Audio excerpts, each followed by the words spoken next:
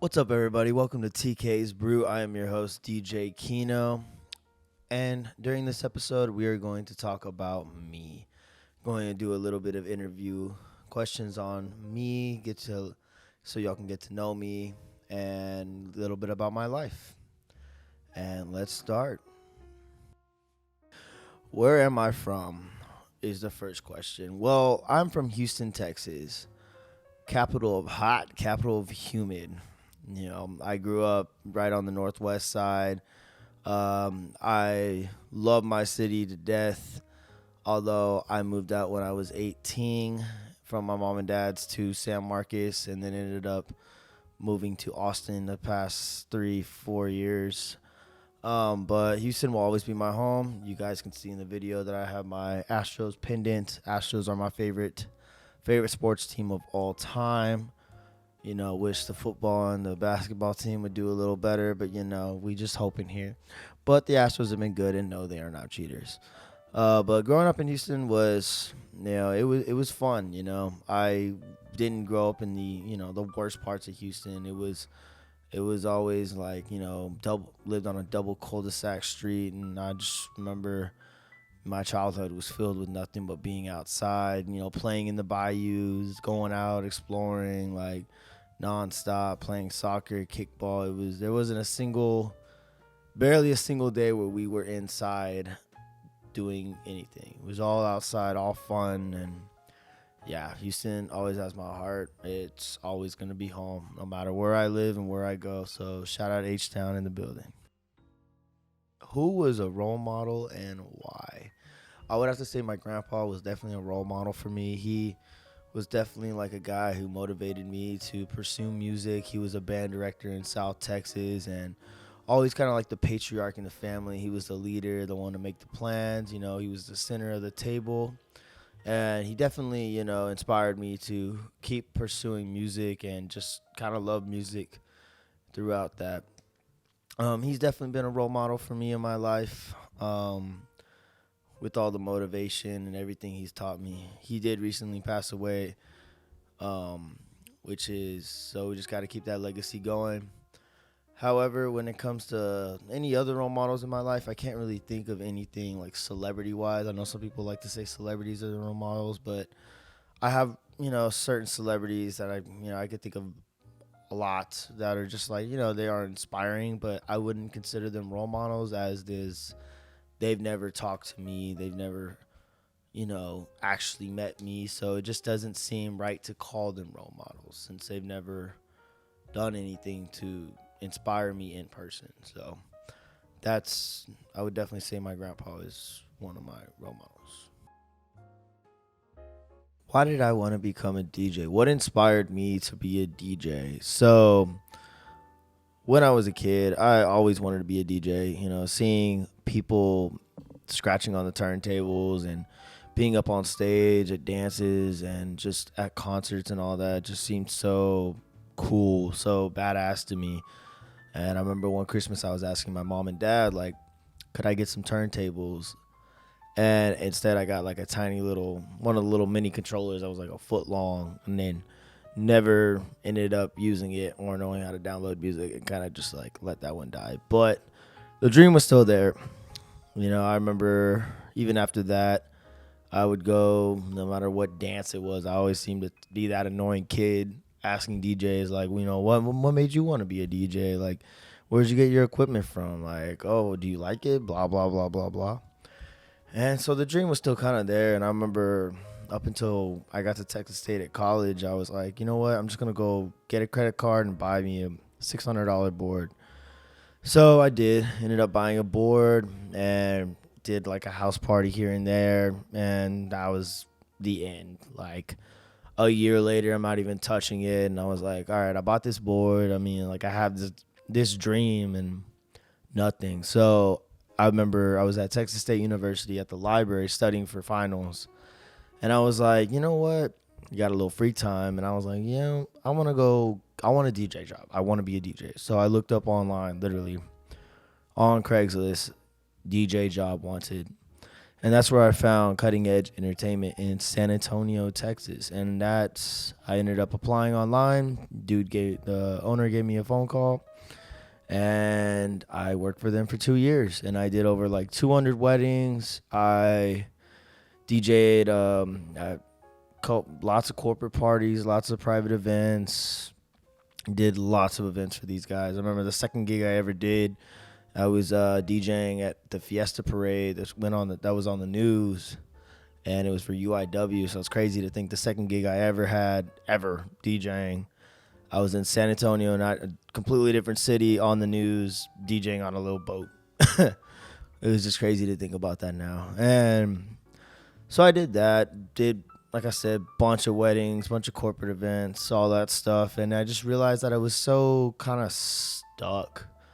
And it just didn't like fit what I wanted to do. You know, I still wasn't using my board. I still wasn't, learning transitions, learning how to scratch like I did originally wanted to be that type of DJ.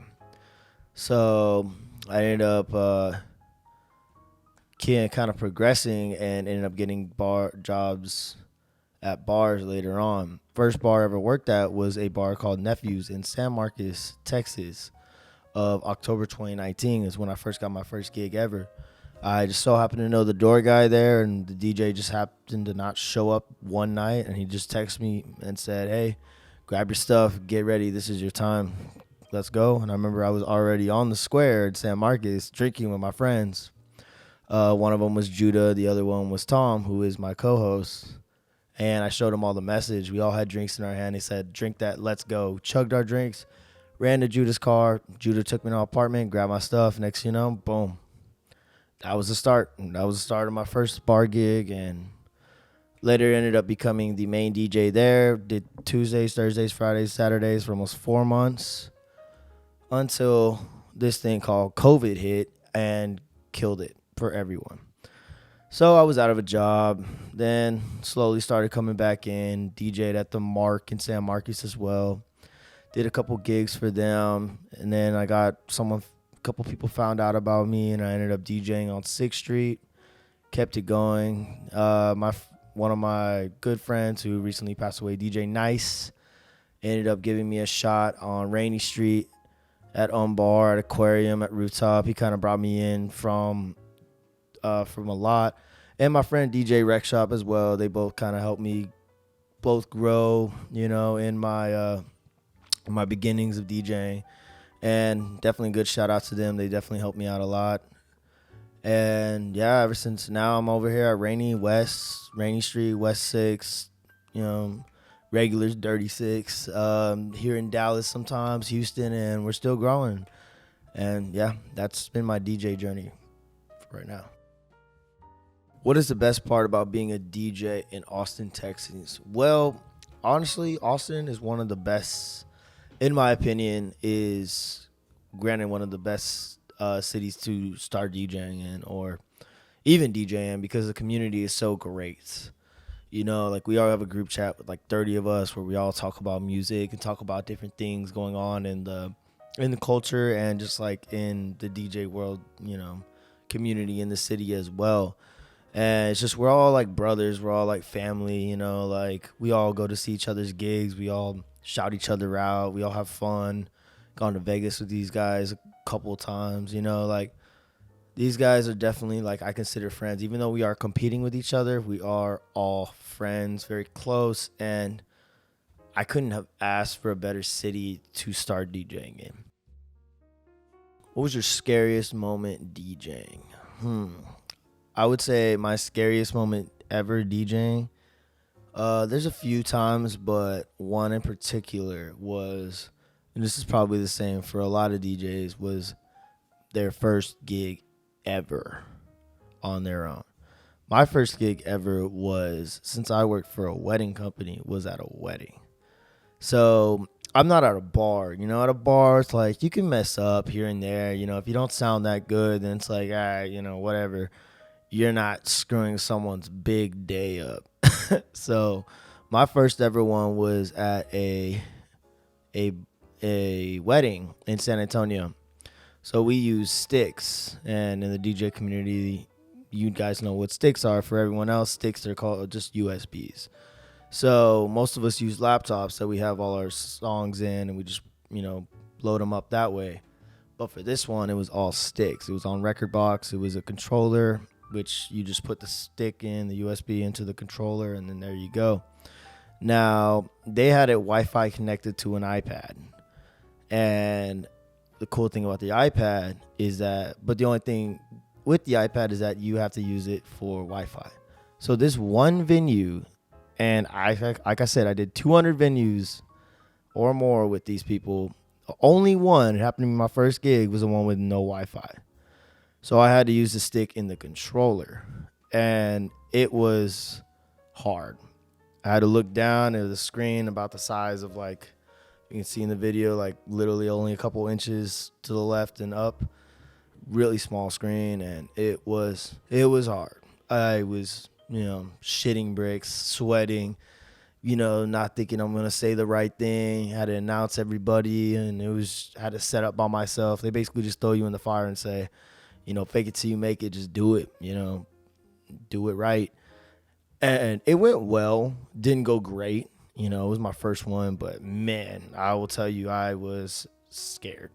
So that was definitely one of the scariest moments DJing. It was the first one.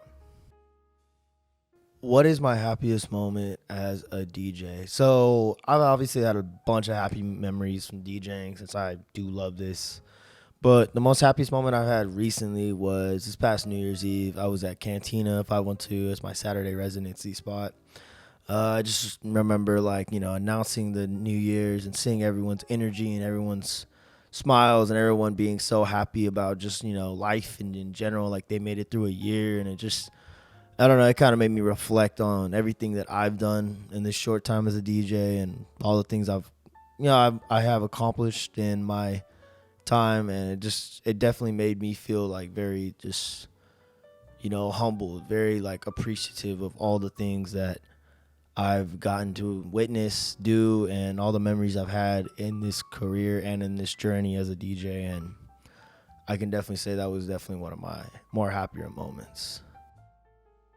If I could DJ with anyone, and who would it be? Personally, honestly, if I can DJ with DJ Jazzy Jeff, that would be awesome. I grew up watching him on The Fresh Prince of Bel-Air. He definitely was someone who was like, man, that's cool. I actually got the opportunity to almost say hi to him at South by. I was kind of a puss, a little starstruck. But, if I could ever do a back-to-back with him, that would be badass, and would love to try that one time. When did I start working out, and why have I done it for so long? So I started going to the gym back in when I was just a little kid, going to the daycares with my mom and dad at 24 Hour Fitness in Houston. And I just remember always being like, man, the gym looks badass. I can't wait to actually start working out. I remember even being in the daycares. We'd had friends and when we turn 13, we're going to get in the gym. We're going to go crazy. Literally, there's conversations little children are having in the daycare because we just think it's cool to see the adults, and everybody wants to do what the adults are doing. So I grew up, with them going to the gym and seeing that. And then my dad finally got me a membership and started kind of teaching me, little workouts here and there. And then, I just kept kind of pursuing it on my own. I would go every day, every single day. I had a gym partner back in the day. He actually went to the rival high school, and we just both were on the wrestling team, and we just worked out every single day. And until then, I've had multiple gym partners, throughout my life. But most of the time I just work out by myself, and I've just been going at it ever since I was 12 years old. Granted, yeah, DJing has definitely took a toll on health, and it is something that, I want to discuss in this podcast a lot, but also with myself, it is hard being an industry that is driven by alcohol, driven by overnight, driven by fast food and a bunch of shitty eating, that it does affect, people who want to be healthy and be fit and look a certain way. And I definitely want that. And, I'm hoping this podcast motivates me as well as motivates others. And I definitely is something I'm going to be talking about later on. But yeah, I mean, working out has just always been something I love to do. I've always loved lifting weights. Shit, I'm going to the gym after this video, and it's just peace of mind. But another thing with working out too is, I wanted to pursue it in other ways. That's why I have a major in exercise sports science at Texas State, and just wanted to continue that fitness journey. Ended up getting a certification as a personal trainer, worked at a Gold's for about a year and a half, and had over 30, 40 clients in that time period as well. And just teaching others how to work out, lose weight, and be healthy is something that I am also passionate about, as well as DJing. So it's just as much passion and love in fitness and working out as there is in DJing, for sure. What is a post-workout meal I like to eat? Now, y'all are going to think I'm boring as hell, but honestly, get a little protein shake. I mix it in with water in the shaker, chicken, rice, or one of my favorites, I actually love ground turkey. Ground turkey to me is an amazing source of protein. Chicken, easy, it's lean. Chicken breast, lean, low calories, and a shit ton of protein. Like, that is all you really need, man. I'm boring. I will say, though, unlike others, I dab the shit out of it with hot sauce. Sauce, any type of sauce. I like mine, nice and just almost like soup, as gross as that is. But I love spicy food, so I like to make it as spicy as possible. And that's pretty much my go-to meal. How many tattoos do I have, and what's my favorite one? Well, I'm pretty easy because I only have two. I have one on my chest, which is right here. Got it when I was 21. It's a Bible quote. Yes, it's kind of little ghetto, but it's cool. I like it. It was inspiring. Do I regret it? No. I mean, I got it. It is a little, corny and cheesy, but I like the quote and I like the meaning behind it, so I don't regret it. Other than the fact that the tattoo artist screwed up on spelling, where it says character on my chest, he spelled it character and put an A instead of an E, so he had to switch it every single time. Do I know why he didn't know how to spell it when there was a red line under it? Me, being a little 21-year-old, never getting a tattoo, I was so nervous I didn't even pay attention to it. But shout out to my boy Andrew, who was my old roommate, who literally caught it right away. Thank God, because I went in and got it fixed. But that's a funny story on this. My other tattoo is the one on my arm. Got that a couple of months ago. This is my favorite one because it's my biggest one. It is a saxophone and a man playing it with daisies, representing my grandma as the daisies and my grandpa with the saxophone, because he used to play saxophone back in the day. And I am planning on getting more. I'm getting a tattoo to commemorate my other grandparents as well. Still thinking of an idea of that. Probably getting that on my forearm. And yeah, I definitely want a whole sleeve on my left arm.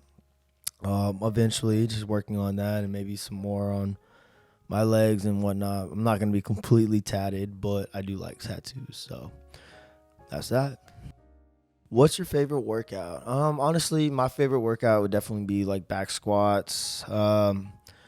Just love throwing weight on there and, pushing it up as much as you can. It's been something I've still been trying to improve on. Get up to 4 plates. That's my goal. But I mean, it's my most hated and most loved. I love it, but I hate it. Looking in the mirror and just pushing up that weight just is like, it's scary. It's like, damn, it's a shit ton of weight on your back. But, that is one of my favorite workouts.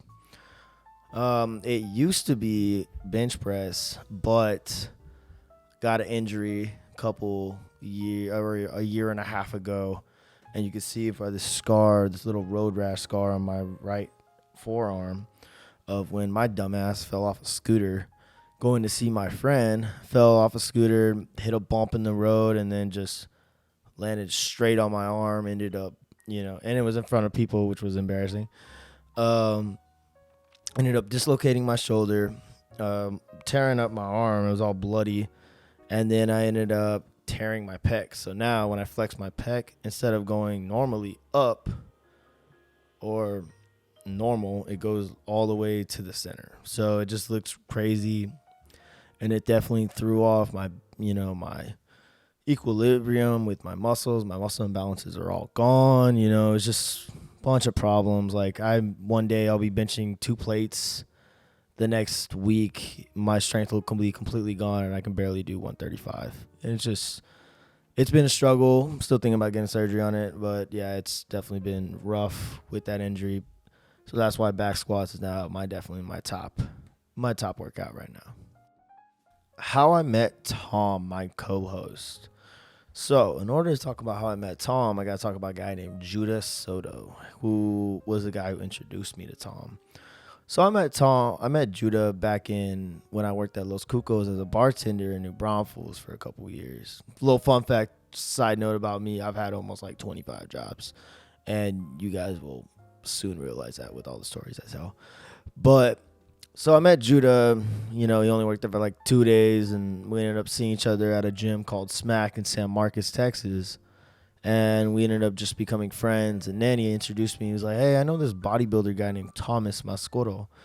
And that's when, he introduced us at the bar, and we just became friends. I noticed he was like the only one who was off at the times that I was off. And we would always go like, another fun fact about us is we used to country dance a lot. Used to go two-stepping all the time, either at the Mark or Cowboys or in San Antonio or Mavericks in Buda, Texas. Like we were definitely a lot of going like every Wednesday, every Thursday to go country dancing. We were doing it to, have a good time, get girls' numbers, blah, blah, blah. But it was fun, and that's when me and Tom grew closer and closer. And, he ended up coming to a lot of my gigs. He was always there, like, supporting me in the beginning. He'd go to the first couple of hookah gigs I got. Because, like, when you're a beginning DJ, like, you're nervous. DJs get nervous for first, like, a year, maybe year and a half. Maybe they don't. Some DJs don't get nervous at all. For me, I was definitely nervous for the first year. And so I'd always want somebody there, to, like, be there with me and, like, almost like a little, I'm not going to say crutch, but just kind of help me get through it. And he was definitely one of those guys who definitely got me through the beginning stages of my DJ career. So, Tom is, he's like a brother to me, and he definitely has helped me in my life. All right, guys, that is my little interview, my bio. Thank you guys for tuning in. Tom will be doing one as well, and we will continue to have episodes and have some guests on here. And thank you guys for tuning in. Peace out.